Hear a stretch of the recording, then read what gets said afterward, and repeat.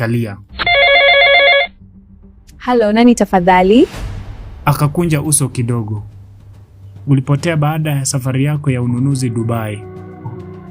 Sauti ikajibu kutoka upande wa pili wa simu.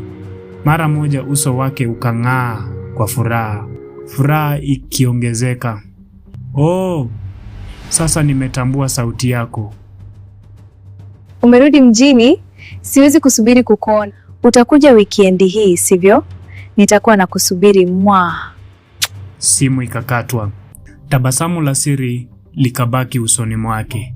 Mara mlango wa saluni ukafunguka. Lee akaingia, mrembo, lakini alikuwa wazi kuwa na hasira. Kuna nini Lee? Ni mume wangu, akasema kwa uchungu. Kila anapoongea ananipa maumivu. Loveness akatikisa kichwa polepole. Muda mfupi baadaye. Uko tayari kucheka Lai? Ndio, anza, najua tani yako. Walicheka na kufanya mzaha kwa sauti kubwa, bila kujua maumivu yaliyokuwa yakimsubiri mtu mwingine mahali pengine.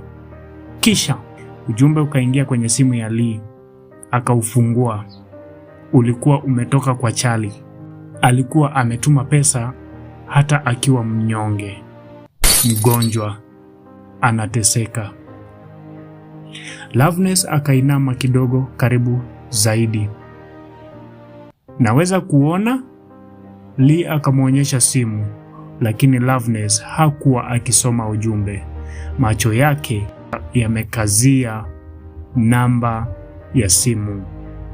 Kwa makini, kimya kimya, aliikariri akilini. Uamuzi ulikuwa tayari umefanywa. Dakika chache baadaye, Lee akaondoka saluni akipanda taksi. Alikuwa ameridhika. Nyuma yake, Loveness akachukua simu yake. Kidole chake kikabaki juu ya vitufe vya kuandika ujumbe. Ujumbe mmoja tu ungeweza kubadilisha maisha ya watu watatu milele. Wakati mwingine, hatari huingia katika maisha yako kupitia mtu unayemwamini.